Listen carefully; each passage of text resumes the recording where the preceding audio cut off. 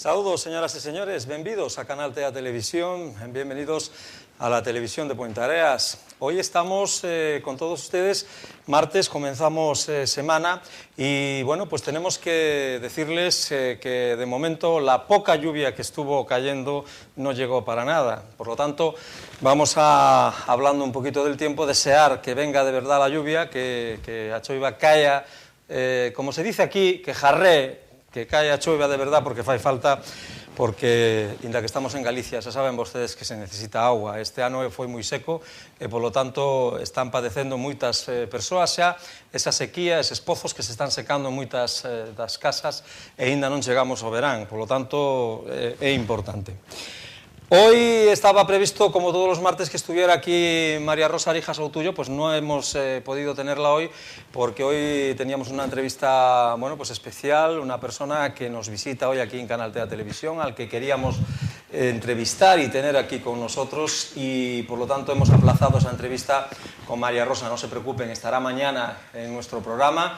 Pero hoy vamos a comenzar, bueno, pues hablando de un tema. La palabra mística suena así como un poco precisamente místico, ¿no? Que uno no sabe mucho de qué vamos a hablar, de qué se trata, de qué es. Hubo grandes místicos y personajes que lo fueron. Y hoy tenemos una persona que ejerce la mística también, que la practica y que además, bueno, pues es un estudioso de todos estos temas de la espiritualidad y la mística, y además pues es una, vamos a decir así, una persona que muy conocida a nivel mundial, que tiene una valoración muy alta en cuanto a sus palabras y a lo que él dice y a lo que él piensa, y por lo tanto es muy interesante poder mantener una conversación con él. Estamos hablando de Juan Espinosa. Juan, bienvenido a Puentareas. Muchas gracias. Bienvenido a la televisión de Puentareas. Muchas gracias por la presentación. Yo decía, Juan, que, vamos, tú te consideras un místico, o esa calificación la da desde fuera, no la puede dar uno mismo. Tú practicas, ¿no? Yo practico y estudio. Claro, hay una universidad mística en Ávila donde puedes sacar un título, pero no es el caso. Yo creo que un místico, si hubiese alguna definición, un místico es aquel que de alguna manera quiere tener esas experiencias trascendentes que le sirven para iluminar el sentido de su vida. Hay prácticas, hay muchas tendencias místicas. Hay mística cristiana, hay mística árabe, hay mística budista, sí. Pero aquella persona que se pregunta por lo trascendente, por el sentido de la vida, por qué hay más allá de la muerte, y quiere tener experiencias que le aclaren eso, no desde el punto de vista teórico, desde el punto de vista de la experiencia, esa persona es un espiritual, es un místico. Tampoco hay que buscar una definición, digamos, de la Real Academia de la Lengua, porque no es así el tema es más amplio, hay mucho tipo de espiritualidad, ¿no? Dentro de esto todo, yo quisiera, bueno, tú también hablas de la espiritualidad, de algo que es el mensaje del Silo. Cuéntanos un poco, explícanos previamente qué es esto que lo estamos oyendo. Aquí ya hemos tenido la posibilidad de contar con compañeros que habían venido a hablar también un poquito del mensaje del Silo. Cuéntanos así un poco, y ya sabes que las entrevistas en televisión tenemos que ir un poco rápido, ¿no? Porque queremos tocar muchos temas contigo. Pero cuéntanos un poco cómo nació, qué es esta experiencia del mensaje del Silo. Sí, el mensaje del Silo es una espiritualidad que viene de América, está corriendo ya por los 5 continentes, que es una espiritualidad que no se basa en la intolerancia, que no se basa en la imposición, que no se basa en la superstición. Es una espiritualidad muy abierta, que va sobre todo a la experiencia espiritual. Es decir, no son tanto dogmas o teorías, sino procedimientos para que la gente pueda sentir cosas dentro de él, pueda sentir su mundo interno, pueda sentir su bondad, despertar su bondad. Hay experiencias para facilitar eso, ¿no?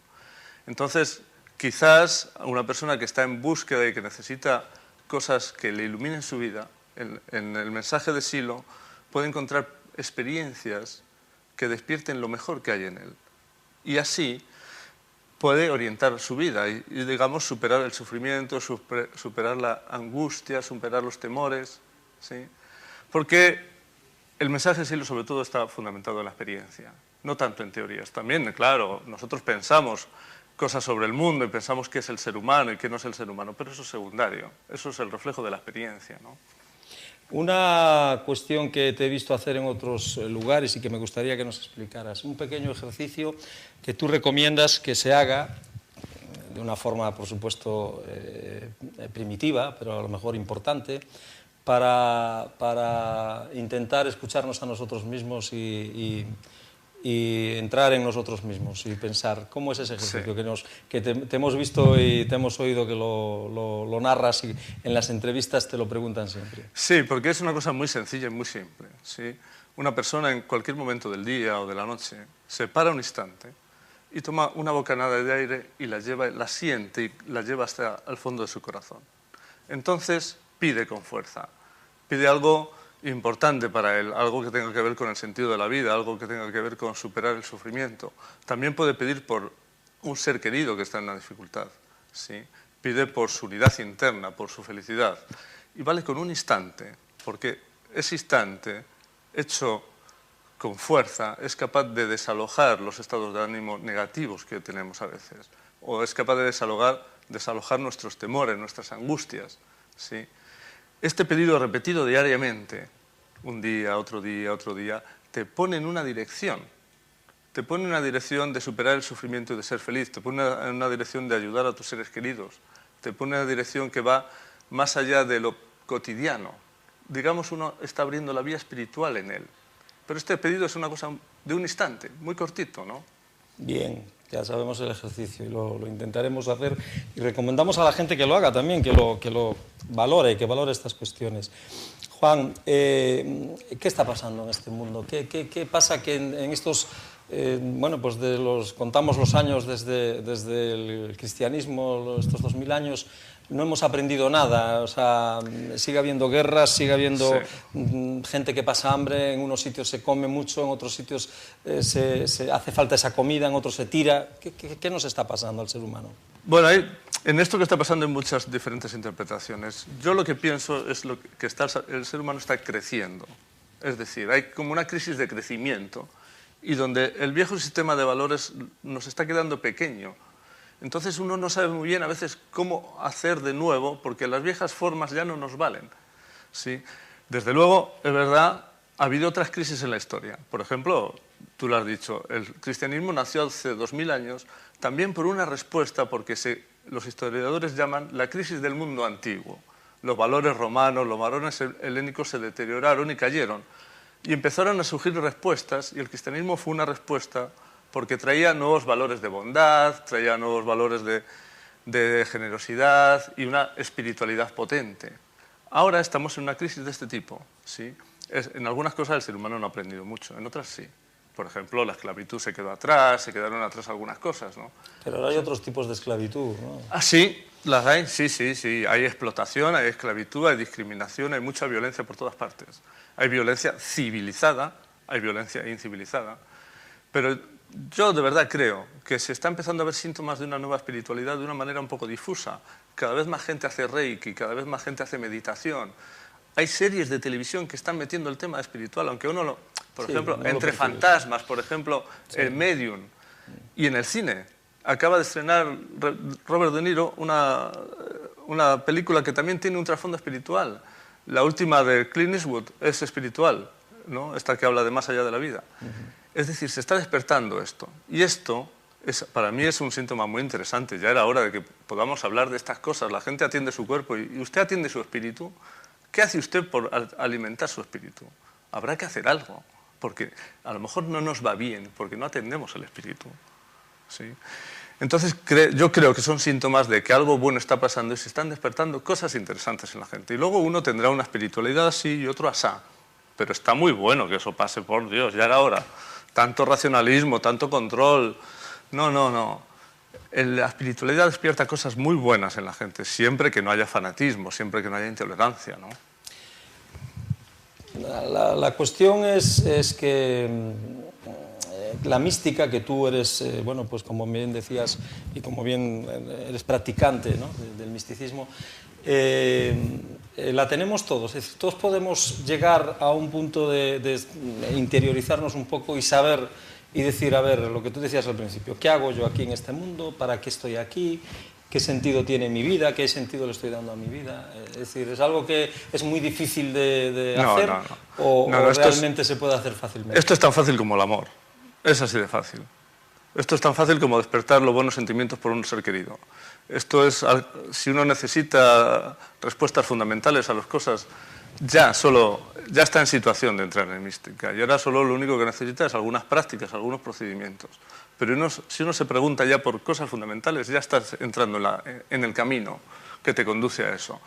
No se necesitan grandes cursos que lleven siglos o décadas. No, yo es que llevo 20 años en eso. No. A veces un procedimiento así de simple que hemos puesto antes. O, por ejemplo, un procedimiento muy simple que es: pregúntese usted todos los días quién soy y contéstese quién soy. Pregúntese a dónde voy y contéstese a dónde voy, todos los días. Es un procedimiento muy simple. Bueno, usted está entrando en la búsqueda de respuestas esenciales acerca de su vida. Y ya está entrando en esa vía espiritual y mística, ¿no? Es una cosa sencilla, cualquiera, ¿cómo no? Cualquiera, hasta una mala persona, cualquiera, ¿cómo no? Pero vamos a ver, yo entro en presentarte esa cuestión. Una persona que ha sido durante toda su vida, vamos a llamarle mala. Sí. Y todos entendemos, hay malos de muchas categorías. Muchos, sí. O sea, puede haber un malo que simplemente sea malo porque pues, se porte mal con la gente que tiene alrededor, sí, que no sea atento, que no sea amable, que no sea, ¿no? Luego hay el otro malo, que es el que mata, que asesina, que tiene unos problemas. Todo eso decimos siempre y buscamos, incluso en estas series que tú acabas de nombrar, siempre se busca, cuando alguien comete un asesinato, un crimen o algo, se busca la raíz de ese crimen. Y casi siempre encontramos que es por un desafecto. Es decir, que es una persona que ha tenido un desafecto, que no ha sido querido él en su niñez o en su juventud, ha tenido un desengaño, ha tenido un problema. Luego ahí interviene la mente, el cerebro, la química del organismo. Pero casi siempre se busca una razón en su juventud, en su niñez, pues unos padres desarraigados que no lo cuidaban, lo trataban mal y él, refleja esa maldad y la amplifica, ¿no? ¿Por qué no somos capaces de partir desde el nacimiento de un ser humano y enseñar ya esa forma de ver las cosas, la mística? Es decir, ¿por qué? Porque yo no recuerdo, y he estudiado, yo no recuerdo una clase en la que claro, sí, te enseñaban a lo mejor, me enseñaban formación política, fíjate tú, que yo estudio formación política, claro, pero a lo mejor no te enseñaban a precisamente, aunque se suponía que eso iba englobado dentro de la educación de los padres, de la familia, pero no había una enseñanza, ¿no? No, lo has dicho muy bien, efectivamente, en las escuelas, sobre todo lo que se preocupa es de que el niño sea luego un buen trabajador y sea un hombre de provecho. Sí, entonces se le enseñan toda una serie de cosas para que eso le vaya bien. Pero se olvida la parte afectiva, totalmente. Y desde luego se olvida la parte espiritual, totalmente. Pero ha habido intentos en la historia, por ejemplo, en la época de la República en España se llamaba la escuela libre. Y ellos buscaban otras vías donde se buscaba un desarrollo emotivo. Y eso es fundamental. Porque a veces el desarrollo emotivo es familiar, y si en la familia no hay, como tú dices, pues se debería compensar en las escuelas, facilitando el desarrollo emocional, que es fundamental en la vida. Sin desarrollo emocional, ese ser humano está totalmente en una situación vital como si una persona tuviese un problema intelectual grave. Es lo mismo. Sí, efectivamente, estoy casi plenamente de acuerdo contigo que el bloqueo emocional produce un comportamiento que luego trae maldades, violencias, etcétera, ¿sí? Pero eso debe ser arreglado en la familia si se puede y si no, por vía educativa. Y cuando ya es mayorcito, lo primero, él tiene que caer en cuenta de que algo tiene que cambiar.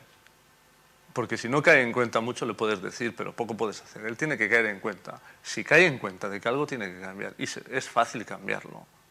Es decir, hasta el peor criminal tiene futuro respecto de esto.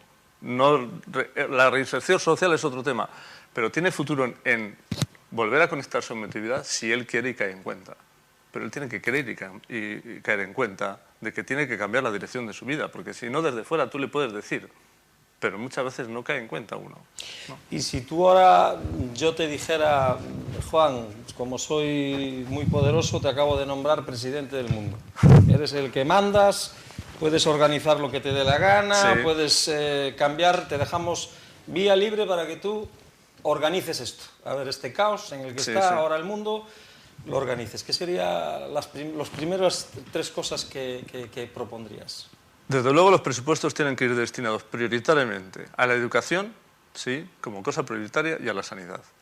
Y si hay que sustraer recursos de algunos sitios, no es de ahí. Hay que sustraer recursos, por ejemplo, de defensa, o hay que sustraer recursos de otros sitios, pero no de la educación y la sanidad, porque el bienestar de la gente está en la educación y en la sanidad, en el nivel social y cultural de la gente, que hay que elevarlo. Respecto de las injusticias del mundo, eso se arreglan destinando recursos a arreglar todo el tema de la pobreza. Por ejemplo, hemos visto un caso hace muy pocos años. ¿Cuántos recursos, indecentes recursos, se destinaron a tapar el agujero de los bancos? Hace muy pocos años. Con esos recursos se hicieron cuentas y se hubiese podido arreglar la pobreza del mundo. Y no se hace porque no está en los intereses de los poderosos. Es decir, no es tanto dinero. No es tanto dinero. Eso es lo escandaloso. Es decir, la pobreza del mundo no tiene solución. Sí, claro que la tiene. Lo que pasa es que no está en los intereses de los poderosos, que sus intereses son seguir siendo poderosos, mejorar su situación económica como si fuese mala, etcétera, etcétera. Hombre, si hemos sido capaces de poner un hombre en la luna... Por supuesto, no por vamos, favor. No vamos a ser capaces de quitar y erradicar el hambre en el mundo. No solo el hambre, pero no solo el hambre, sino que no la vuelvan a pasar. Es decir, crear las condiciones. No es tan costoso. Solo falta que se ponga. Y yo creo que más tarde o más temprano la gente va a caer en cuenta y se va a movilizar para exigir estas cosas. Cuando ves una película, que veo que te gusta la serie, el cine y tal, porque estás muy al tanto. Cuando ves una película, pues no sé, como esta última 2012, que este es el año en el que debía de acabarse el mundo. Sí, ¿no? eso dicen algunos. Y ves que se destruye todo, que queda todo destruido y que entonces lo único que queda es la humanidad, ¿no? Es decir, la humanidad de las personas, no la humanidad de la humanidad, sino que no te queda más remedio que intentar ayudarse unos a otros a comer aquello poco que se encuentre, a vivir, y se empiezan otra vez las comunidades, ¿no? Es decir, ¿qué tiene? ¿Que volver a pasar un cataclismo para que nos demos cuenta de que no somos nada, que no. de que somos simples mortales y que... Esperemos que no. También en algunas películas hay cierto trasfondo milenarista, donde se ve un temor de cambio de época y entonces se meten esas cosas del fin del mundo. Pero esperemos que no tengan que pasar esas cosas. Peligros los hay, eso no está claro. El tema atómico y otro tipo de problemas los hay, ¿sí? También es cierto, tienes razón, si le da un susto gordo, sale lo mejor de él. Hemos visto casos, por ejemplo, un susto pequeño, o no tan pequeño, son los atentados de Atocha, de los 3 de Atocha. Bueno, los que vivimos en Madrid esa época, esos días siguientes, notamos en la gente algo diferente. Sí. La gente se saludaba de otra manera, la gente se atendía en los medios de transporte de otra manera, se cedía en el sitio. Durante varios días la gente despertó esa parte que tú dices de más humanidad. Que la tenemos todos. Que la tenemos todos. Entonces me parece que es muy importante que ojalá unos minutos al día la gente dedique a despertar esa humanidad por vía espiritual. Una práctica, un algo que me hace conectar con esa humanidad mía, y entonces mi día a día va a cambiar. No es el mismo día a día si hago eso y si no lo hago. Es diferente. Entonces yo cojo esos minutitos, hago una práctica, bueno, la del mensaje de Silo o otra práctica, la de los Reiki, la de otra meditación, la que sea, pero con esto, con mi interior, con mi humanidad, la pongo en marcha durante el día. Entonces mi día es diferente. Es otro. No es igual.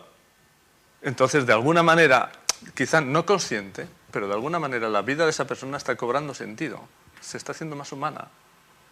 Y a ese mundo aspiramos todos y sinceramente ese mundo va a venir. ¿Tú estás convencido de que sí? Totalmente. De que tiene que venir, tiene que llegar el momento en que reaccionemos, que haya un cli. Claro. Un cli, no sé cuál será el cli. Claro. Esperemos que no sea un cli atómico, ¿no? Esperemos. Esperemos que no sea un cli atómico que nos haga meternos debajo de la tierra o buscar las cuevas y volver a la época cuaternaria, ¿no? La época de las cuevas, ¿no? ¿Qué recomendación nos harías o le harías a a las personas que no tú, que en este momento ya te lo he quitado el poder, ya no tienes ningún poder, ¿qué recomendación harías a esos que lo tienen? ¿Qué les pedirías tú si realmente ahora esto fuera, bueno, tuvieras aquí estuvieras, pues no sé, en Naciones Unidas, en la ONU, en el podium aquel donde se ponen todos, que yo creo que ni se enteran ellos de lo que dicen, uno allí, habla, el otro, bueno, yo creo que no se enteran mucho. Pero ¿qué le dirías a los jefes de gobierno que tienen que empezar a hacer algo? ¿Por dónde podríamos empezar? Yo creo que lo primero es que tienen que caer en cuenta de que si no hacen algo bien, la cosa va a salir muy mal. Es decir, la crisis no se está resolviendo. No se está resolviendo. Hay que ser honestos. Es decir, la situación económica y la situación personal no se está resolviendo. ¿Por qué se está priorizando los mercados por encima de las personas? Eso es una barbaridad. Y además no se está resolviendo. Es decir, decían, bueno, vamos a hacer así y se resuelve. Y ya nos están postergando la solución un año. Y luego nos lo van a postergar otro año. ¿Y luego cuándo nos lo van a postergar? No, primero las personas. Primero las personas. Porque ningún Estado, ningún sistema, ninguna religión, nada tiene sentido si estás postergando al ser humano, a las personas. Entonces, todo al servicio de las personas. ¿Eso significa que tienes que aplazar y postergar los pagos de la deuda? Sí, pero ¿cómo vas a postergar a las personas? Los seres humanos no se pueden postergar. ¿Me entiendes? El Estado, la patria, la nación, la economía, tiene sentido porque tienen sentido las personas. Pero si no tienen sentido las personas, si se postergan, entonces nada tiene sentido. Por lo tanto, si no se dan cuenta, es muy fácil que haya desbordes sociales graves, mucho más graves que los que hubo en Inglaterra hace muy poco tiempo. Porque la gente siente que se está postergando a las personas. Entonces, ¿qué sentido tiene todo lo demás? ¿Qué sentido tiene el Estado? ¿Qué sentido tiene el orden? ¿Cómo puede ser que en el concepto se diga vamos a restringir a todos los ministerios menos el de seguridad? ¿Pero por qué? Bueno, lo saben muy bien. Porque saben que puede haber desbordes sociales, porque la gente no esté de acuerdo con que se postergue a las personas. Y con todo el derecho del mundo. Es decir, con todo el derecho del mundo la gente tiene que exigir que no se postergue a las personas. Sí, se posterga el plazo de la deuda, se ajusta esto o aquello. Total, en la postergación del plazo de la deuda no vas a hacer pobre al especulador. El especulador no sufre nada porque se le postergue el plazo de la deuda. Eso es un tema central. Es decir, una cosa que se está viendo en todo Occidente es que hay muy poco o ningún político que tenga un poco de visión por encima de las circunstancias. Ni uno solo. ¿Quién? Hace 15, 20 años sí había políticos que veían un poco y hacía como planes a medio y largo plazo. Pero hoy todos los políticos están mirando el mañana. Y el voto. El mantenerse. Así es, y eso es un problema muy serio. Estás valorando, por lo que te oigo, a los políticos de, no sé, de los años 40, de los años 50, que tenían otra visión de futuro. En los años ¿no? 60 todavía se veía, 70 también. Pero ahora no hay ni un solo político en Europa que esté teniendo una visión a futuro y que esté sabiendo entender la situación. Por eso las cosas no van bien. No, poniendo mano dura, poniendo restricciones. ¿Y no será que también nosotros, los que los votamos, somos demasiado exigentes? Queremos que una persona nos resuelva todos los problemas en 6 meses. Es decir, a mí me dicen, no, la crisis, y yo voy a votar a este político porque dice que me lo va a resolver en 6 meses. Sí. ¿No somos tampoco nosotros un poco culpables de no darle ese margen y decir, mire, oiga, tome usted las medidas que tenga que tomar, tome usted las medidas de ahorro, de tal, pero garantícenos usted, porque yo acabo de ver esta mañana en prensa un país que tenía un paro del 9,5% y a su presidente lo están juzgando. Y aquí el último presidente ha dejado un paro del 20 y tantos % y está cobrando una pensión de 10 millones de pesetas al año, 12, no sé cuántos millones o no sé cuántos miles de euros. Entonces, ¿qué pasa? A ver, puede entrar cualquiera ahí porque lo elegimos efectivamente, ha sido votado por mayoría, ha sido presidente y ha ejercido, ¿no? Y ahora yo me voy, que venga el otro y ahora que arregle o que no arregle o... Sí, estoy de acuerdo contigo. ¿No somos nosotros demasiado pánfilos o demasiado tontos? Sí, hay que reflexionar sobre la importancia del voto y sobre la ubicación personal ante el voto y, claro, los políticos no hacen las cosas sin el respaldo de los votos. Porque nosotros queremos oír, ¿no? Nosotros no queremos alguien que se suba a un estrado y nos diga, os voy a machacar durante 6 años, vais a pasar las canutas y voy a ir a las rentas de los millonarios y voy a... No. Claro, tú dices, no, yo este no lo voto. Pero escuchas a otro que te dice, no, yo sin tocar nada, por arte de birli-birloque, os voy a dar pan a todos, comida, y ya nos vamos con él. Pero lo que sí puedes ver es que en Islandia, que ha pasado eso que tú dices, Islandia, sí, algún mecanismo tendrán para juzgar a eso. Pero, por ejemplo, si tú te compras una lavadora y te estafan, tú tienes un mecanismo para defenderte. Puedes denunciar, puedes exigir. En la política la gente no tiene ningún mecanismo para defenderse.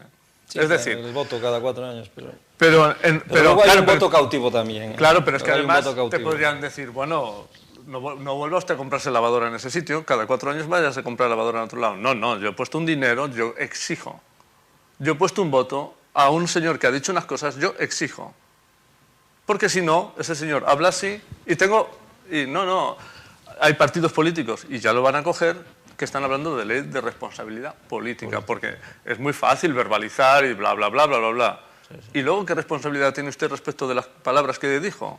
Porque si usted no tiene ninguna responsabilidad respecto de las palabras que dijo, ¿qué política es esta? No, y que luego otra cosa simpática es que sí se juzgan, salen acusados, pero aquí nadie devuelve nada. Claro. Le metemos 3 años en la cárcel o 4, luego de los 4 pasa 2 y a los 2 se va usted y lo que haya escondido allá donde sea, ¿por qué tiene que haber un paraíso fiscal? Yo eso es que nunca lo entenderé. ¿Por qué tiene que haber un paraíso fiscal donde no te pregunten de dónde has sacado ese dinero? Porque si la fiscalidad fuera mundial... Sí, estamos de acuerdo con eso. Se acabó, o sea, ya no hay problema. Es como cuando cambiaron el dinero, el dinero todo que tendría mucha gente guardado debajo del colchón, que era pesetas, ya no vale. Ahora euros, tienes que cambiarlo, amigo. ¿Qué haces? A ver, ¿cómo? Y le dan los mecanismos para hacerlo, los propios bancos. Claro. Te dan los mecanismos para hacerlo. Así es. O el Estado dice, bueno, vamos a regularizar, a ver, todos aquellos que ahora quieran declarar, que declaren, que no nos vamos a meter con ellos. Y usted estuvo defraudando al Estado durante X años y no le vamos a hacer nada. Usted ahora coge su dinerito, lo pone ahí, lo legaliza y lo que tendría... En cambio, a todos los que tienen nómina, los que tienen una renta fija y que tienen un salario controlable por el Estado, que te dicen, aquí a ti te vamos a machacar. ¿Por qué? Porque saben lo que hay, no puedes engañarme. Claro. Bueno, en fin. Así es. Juan, yo creo que podríamos estar hablando mucho más tiempo, muchas más horas de todos estos temas, son muy interesantes. Yo pues te emplazo otro día que puedas volver a Canal TEA a contarnos estas cosas tan interesantes. Con mucho gusto. Ver un poquito luz, a ver si gente como tú es capaz de que algún día tengan el poder, el mando, ¿no? O sea, decir... bueno, ha pasado. Dicen muchos que luego se transforma uno, ¿no? Cuando llega allí arriba, que tienes unas ideas muy claras y llegas allí y te ponen al frente, que cambia, ¿no? La gente. Dice. Por eso hay que poner una ley que obliga a los políticos a cumplir su palabra. Y si no la cumplen, no 4 años, mucho antes, porque si no, 4 años se destroza un país. Es mucho tiempo. Y además está el tema del fraude, respecto de la palabra, ¿no? Pero yo creo verdaderamente que la gente tenemos algo muy bueno dentro de nosotros y hay que ponerlo a despertar. Y para eso la gente tiene que hacer algo y despertarlo. Y luego eso va a traer que la gente sea más coherente y más consecuente en su vida respecto de lo que piensa y siente. ¿No? Bueno, pues Juan Espinosa, muchas gracias por estar aquí hoy. Te emplazamos para otro día, que pases por Galicia, que vengas aquí, que estés por aquí, a que vuelvas a Canal TEA, esta es tu casa, y volver a charlar un rato contigo, que ha sido muy agradable. Muchas gracias a vosotros. Nosotros queremos agradecer a Ana Silva también, que es la persona responsable del mensaje del Silo de Vigo. Ustedes tienen una página web que es el mensaje www.mensajedesilovigo.es, en la que pueden entrar y bueno, pues escuchar y ver y tantear esa página web, porque ahí encontrarán muchas cuestiones de las que hoy estuvieron escuchando a Juan hablar, y que Juan Espinosa, y que realmente son interesantes. Pues a Ana Silva también muchas gracias. Nosotros volveremos seguramente a tener a Juan más adelante aquí en el programa Benvidos, volverá a Canal TEA, y nosotros nos vamos ahora a publicidad y volvemos enseguida, porque tenemos otra entrevista para todos ustedes.